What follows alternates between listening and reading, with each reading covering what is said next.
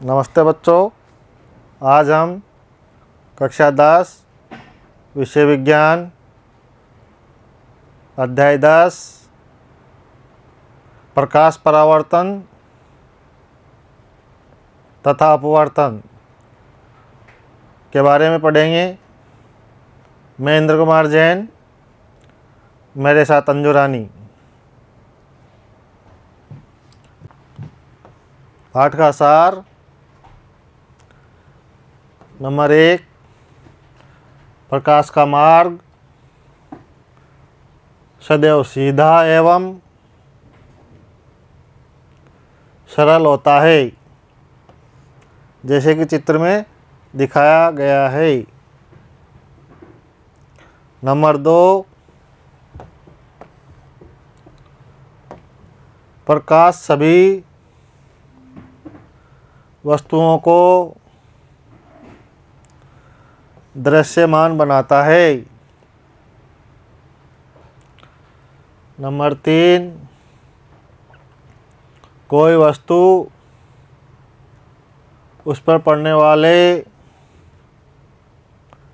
प्रकाश को परावर्तित करती है। यह परावर्तित प्रकाश जब हमारी आँखों द्वारा ग्रहण किया जाता है तो हमें वस्तुओं को देखने योग्य बनाता है। जैसे कि चित्र में दर्शाया गया है, सूर्य का प्रकाश पेंसिल पर पड़ रहा है। यहाँ से पेंसिल दृश्यमान होकर हमें दिखाई दे रही है।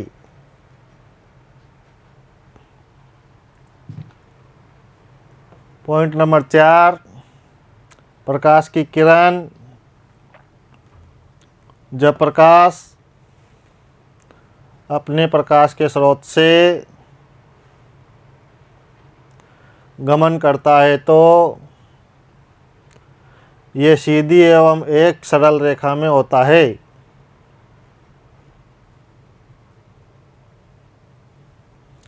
प्रकाश के स्रोत से चलने वाली इस रेखा को प्रकाश की किरण कहते हैं। जैसे कि चित्र में 3 तरह की किरणपुंज दर्शाई गई है। अपसारी किरणपुंज जो एक बिंदु से चौड़ाई में फैलती है। समानांतर किरणपुंज जो बराबर समानांतर चलती है। अभिसारी किरणपुंज जो एक बिंदु पर इकट्ठी होती है।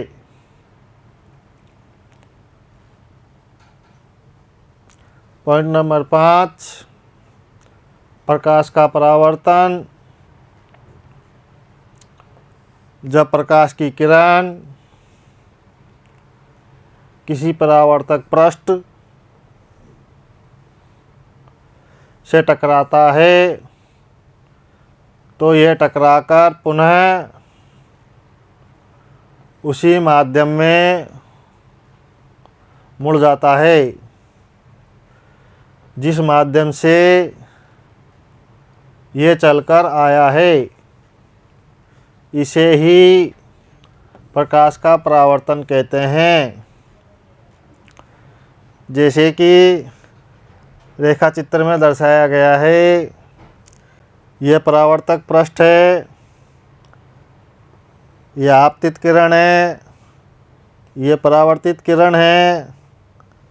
I आपतन कोण है, R परावर्तित कोण है, O आपतन बिंदु है,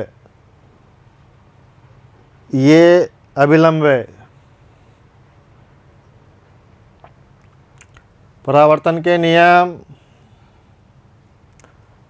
नंबर 1, परावर्तन कोण सदैव आपतन कोण के बराबर होता है। नंबर 2,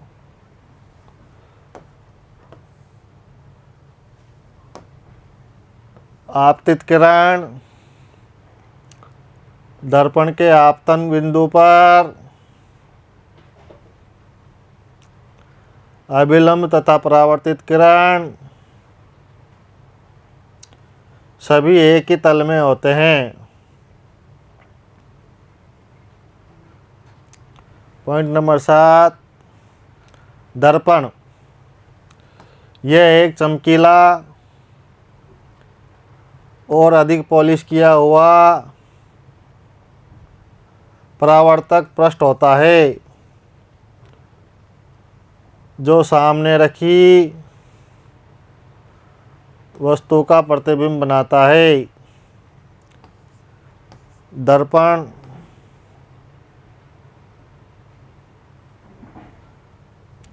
पॉइंट नंबर 8, गोलीय दर्पण ऐसा दर्पण जिसका परावर्तक पृष्ठ गोलीय होता है, गोलीय दर्पण कहलाता है। पॉइंट नंबर 2, अवतल दर्पण इसका परावर्तक पृष्ठ अंदर की ओर धंसा हुआ वक्रित होता है। अवतल दर्पण इसके जो अंदर का पृष्ठ है परावर्तक पृष्ठ वो धंसा हुआ दबा हुआ होता है। पॉइंट नंबर 10, उत्तल दर्पण इसका परावर्तक पृष्ठ बाहर की तरफ उभरा हुआ होता है। ये परावर्तक पृष्ठ बाहर की तरफ उभरा हुआ है उत्तल दर्पण में।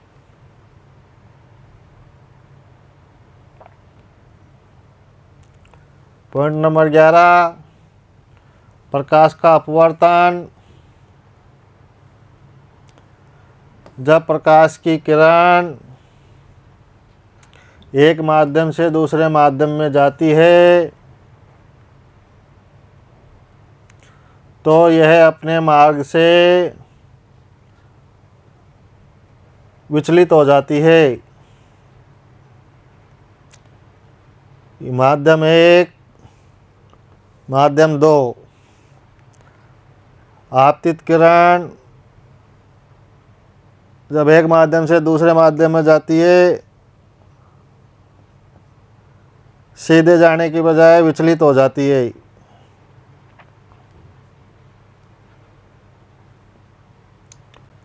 प्रकाश की किरण का अपने मार्ग से विचलित हो जाना प्रकाश का अपवर्तन कहलाता है। पॉइंट 12, अपवर्तन के नियम। नंबर 1, जब प्रकाश की किरण किन्हीं दो माध्यमों के सीमा तल पर तिरछी आपतित होती है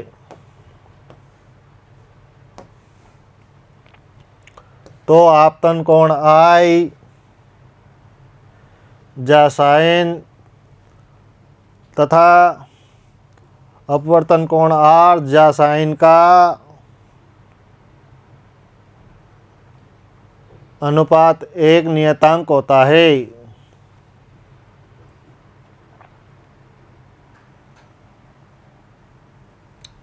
इसे स्नेल का प्रकाश का अपवर्तन का नियम कहते हैं। नंबर 2, आपतित किरण, अपवर्तित किरण तथा दोनों माध्यमों को पृथक करने वाले पृष्ठ के आपतन बिंदु पर अभिलंब सभी एक तल में होते हैं। पॉइंट नंबर 13, लेंस दो पृष्ठों से घिरा हुआ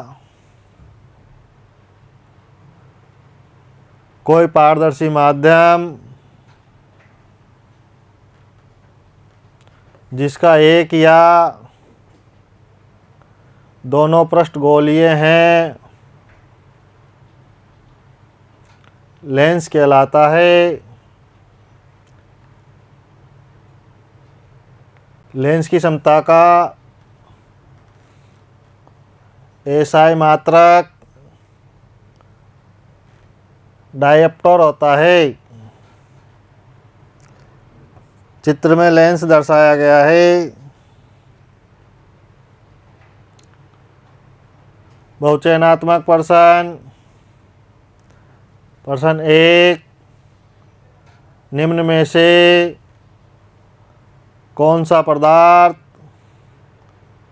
लेंस बनाने के लिए प्रयुक्त नहीं किया जा सकता? नंबर 1, जल। नंबर 2, कांच। Number 3, plastic. नंबर 4, मिट्टी। सही उत्तर नंबर 4, मिट्टी। प्रश्न 2, प्रकाश का वेग न्यूनतम होता है। नंबर 1, निर्वात में। नंबर 2, जल में। नंबर 3, वायु में। नंबर 4, कांच में। सही उत्तर नंबर 4, कांच में। प्रश्न 3, प्रकाश की किरणों के समूह को कहते हैं। नंबर 1, प्रकाश स्रोत। नंबर 2, किरणपुंज। नंबर 3, प्रदीप्त। नंबर 4, प्रकीर्ण। सही उत्तर नंबर 2, किरणपुंज। प्रश्न 4, दाढ़ी बनाने में कौन सा दर्पण प्रयुक्त होता है? नंबर 1, समतल। नंबर 2, उत्तल। नंबर 3, अवतल। नंबर 4, इनमें से कोई नहीं। सही उत्तर नंबर 3, अवतल। प्रश्न 5, सरल सूक्ष्मदर्शी में किसका उपयोग होता है? नंबर 1, अवतल दर्पण। नंबर 2, उत्तल दर्पण। नंबर 3, अवतल लेंस। नंबर 4, उत्तल लेंस। सही उत्तर नंबर 4, उत्तल लेंस। अतिलघुत्मक प्रश्न। प्रश्न 6, उस दर्पण का नाम बताइए जो बिंब सीधा तथा आवर्धित बड़ा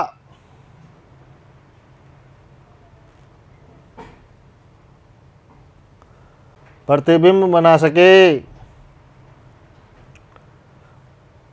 उत्तर अवतल दर्पण। प्रश्न 7, किस दर्पण से हमेशा वस्तु से छोटा प्रतिबिंब प्राप्त होता है? उत्तर उत्तल दर्पण। प्रश्न 8,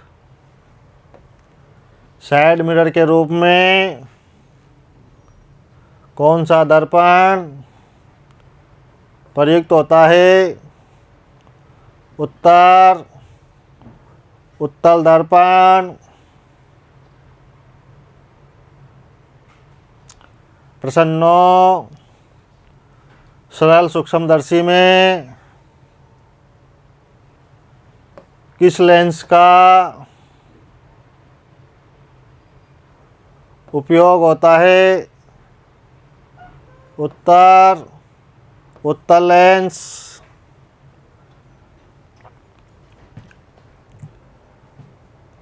बच्चों, आज हमने इस अध्याय के मुख्य बिंदु एवं कुछ अभ्यास कार्य किए। धन्यवाद।